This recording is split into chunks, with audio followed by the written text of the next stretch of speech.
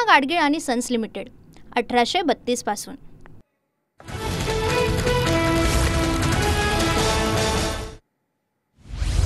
घायवळ संदर्भातील आरोपांनंतर गृहराज्यमंत्री योगेश कदम मुक्तागिरी बंगल्यावर उपमुख्यमंत्री शिंदेंच्या भेटीला घायवळच्या शस्त्र परवाना संदर्भातील प्रकरणाची सर्व माहिती शिंदेंना देणार। गुन्हे दाखल असलेल्या व्यक्तीची शिफारस मी केली नाही। मी खुर्चीवर बसल्यापासून एकाही गुन्हे असलेल्या व्यक्तीला कोणतीही शिफारस केली नाहीये, योगेश कदम यांचं स्पष्टीकरण। शिफारस केली असली तरीही सीपींनी शस्त्र परवाना दिला नाही। निलेश घायवळ प्रकरणामध्ये पोलीस आयुक्तांसोबत बोललोय। अजित पवारांचं वक्तव्य जर दबाव कुणाचा होता चौकशी केली जाईल, अजित पवारांकडून स्पष्ट। सचिन घायवळ आणि निलेश घायवळचा मामाकडून देवमाणूस असा उल्लेख सचिन निलेशच्या बाबतीत हे सगळं रोहित पवार करतायत। घायवळच्या मामांचा आरोप तर सचिन घायवळ जिल्हा परिषदेची निवडणूक लढवणार असल्याचेही संकेत। सचिन घायवळला पुणे पोलिसांनी शस्त्र परवाना दिलाच नाहीये। शस्त्र परवान्याची फाईल आयुक्त कार्यालयामध्ये पडू नये, योगेश कदमांचा आदेश पुणे पोलिसांनी पाळला नाही, सूत्रांची माहिती। असे किती शस्त्र परवाने त्यांनी दिले? मंत्री असं काम करत असतील तर फडणवीस गुंडांची टोळी चालवत आहेत। शस्त्र परवान्यावरून संजय राऊतांची टीका, तर हे सगळे शिवसैनिक तुमच्या सोबत असताना योग्य होते का? नवनाथ बन यांचा राऊतांना सवाल।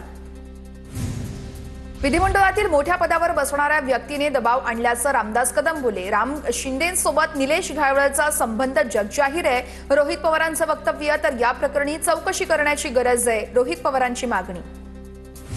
राम शिंदेंच्या सूचनेवरून घायवळला शस्त्र परवाना, रामदास कदमांनी स्वतः सांगितलं। संजय राऊतांचा आरोप तर पोलीस आयुक्तांनी नाकारल्यानंतरही गृहराज्यमंत्र्यांकडून शस्त्र परवाना, राऊतांची टीका।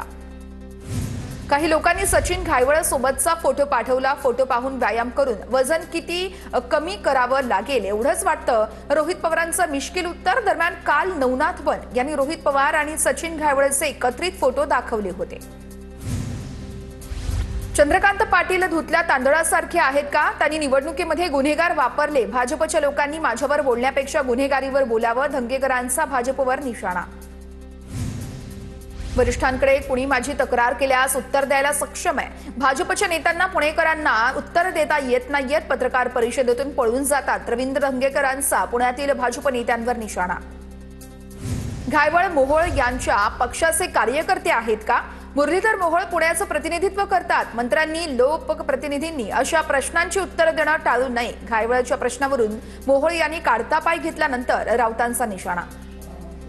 सचिन घायवळवर मकोका अंतर्गत कारवाई होणार। सचिन घायवळनं अनेकांना धमकावल्याची पोलिसांची माहिती। अनेकांना धमकावून जमीन खरेदी विक्रीचे व्यवहार केल्याची ही माहिती। ठाकरेंची सेना मनसेत राजकीय युती आकार घेण्यास सुरुवात। राज ठाकरे आणि राऊतांमध्ये गेल्या 10 दिवसात 3 बैठका। शरद पवार आणि राऊतांमध्येही परवा बैठक झाल्याची माहिती। तर दोघांच्या युतीत पवारांच्या एनसीपीला घेता येईल का या संदर्भात चाचपणी सुरू। लोकांना कर्जमाफीचा नाद लागलाय। आम्हाला निवडून यायचं म्हणून आम्ही निवडणुकीमध्ये काहीतरी आश्वासन देतो। शेतकरी कर्जमाफीवरून सहकार मंत्री बाबासाहेब पाटलांचं वादग्रस्त वक्तव्य। बाबासाहेब पाटलांचं विधान चुकीचं आहे, छगन भुजबळांची प्रतिक्रिया। तर आमदार खासदारांना पक्ष सोडण्यासाठी 100 कोटी मिळतात। शेतकऱ्यांना 50-100 कोटी मिळाले तर ते कर्जमाफी करणार नाहीत का, मागणार नाहीत का? राऊतांचा प्रहार। सरकारमधील कुणीही असं वक्तव्य करणं चुकीचं आहे। शेतकऱ्यांची कर्जमाफी करण्याचं आश्वासन महायुतीने दिलंय। मंत्री बाबासाहेब पाटलांच्या वक्तव्यावर बावनकुळेंची प्रतिक्रिया।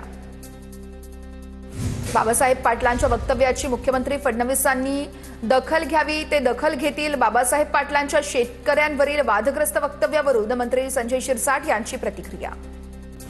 शेतकरी कर्जमाफीवरून केलेल्या वक्तव्यावरून मंत्री बाबासाहेब पाटलांकडून दिलगिरी व्यक्त। कोणाच्याही भावना दुखावण्याचा हेतू नव्हता। मंत्री बाबासाहेब पाटलांकडून सारवासारव। नुकसानग्रस्त शेतकऱ्यांना हेक्टरी 50,000 रुपये द्यावेत ही आमची मागणी आहे। पंतप्रधान मोदींनी मराठवाड्यातील शेतकऱ्यांना यावेळेस पीएम केअर फंडामधून कर्जमाफी करावी, संजय राऊतांची मागणी।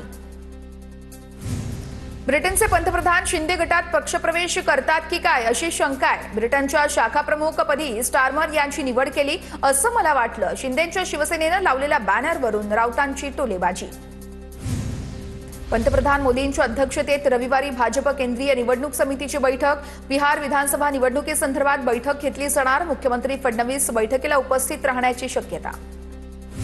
कफ सिरप प्रकरणासंदर्भात जनहित याचिका सुप्रीम कोर्टानं फेटाळली। याचिका वर्तमानपत्रातील वृत्तांवर आधारित सरकारी पक्षाकडून कोर्टात युक्तिवाद। रक्षा खडसे यांच्या मुक्ताईनगरमधील पेट्रोल पंपावर दरोडा प्रकरणामध्ये 5 संशयितांना पोलिसांकडून अटक, तर दरोडा प्रकरणी पोलिसांकडून चौकशी सुरू। दरोडेखोरांनी सीसीटीव्ही कॅमेऱ्याचे DVR देखील लंपास केले। रक्षा खडसेंच्या पेट्रोल पंपाची एकनाथ खडसेंकडून पाहणी। केंद्रीय मंत्र्यांची मालमत्ता जिल्ह्यात सुरक्षित नाहीये, राजकीय दबावाखाली अनेक गुन्हेगार मोकाट सुटलेत, एकनाथ खडसेंचा आरोप। मराठा आरक्षणासंदर्भात काढलेल्या GR विरोधात नागपुरात ओबीसींचा मोर्चा। GR रद्द करावा या मागणीसाठी ओबीसींचा आरक्षण बचाव मोर्चा। नागपुरातील यशवंत स्टेडियम ते संविधान चौक दरम्यान मोर्चा।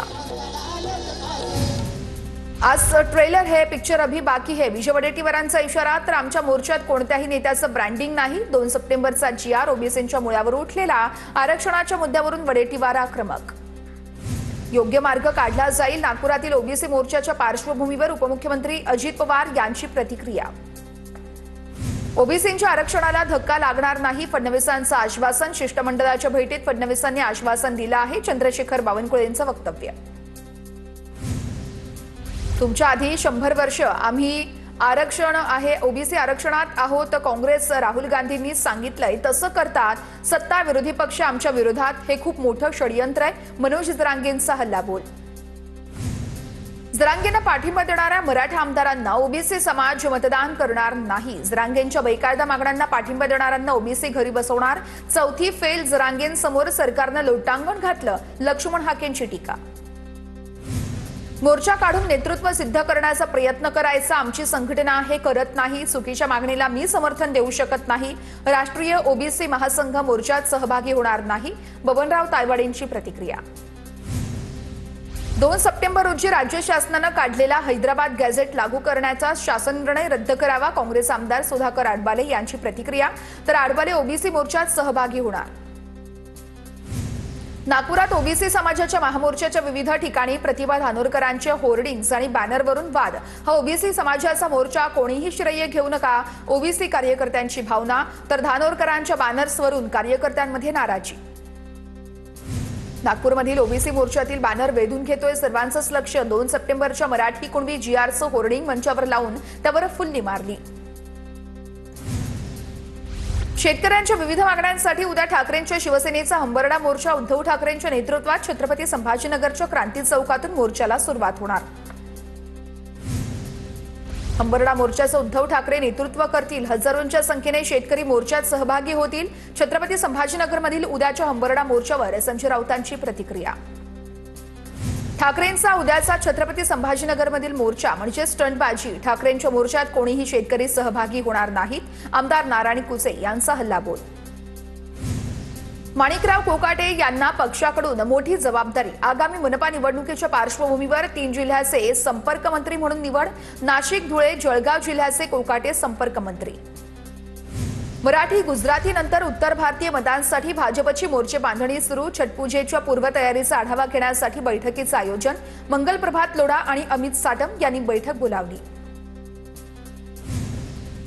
महाराष्ट्र ऑलिम्पिक संघटनेच्या अध्यक्षपदाच्या निवडणुकीमध्ये अजित पवार यांच्याविरुद्ध मुरलीधर मोहोळ यांच्यामध्ये लढत रंगणार। अजित पवारांकडून उमेदवारी अर्ज दाखल, मुरलीधर मोहोळ देखील अर्ज दाखल करणार। 2 नोव्हेंबरला निवडणूक होणार। पूना गाडगीळ आणि सन्स लिमिटेड 1832 पासून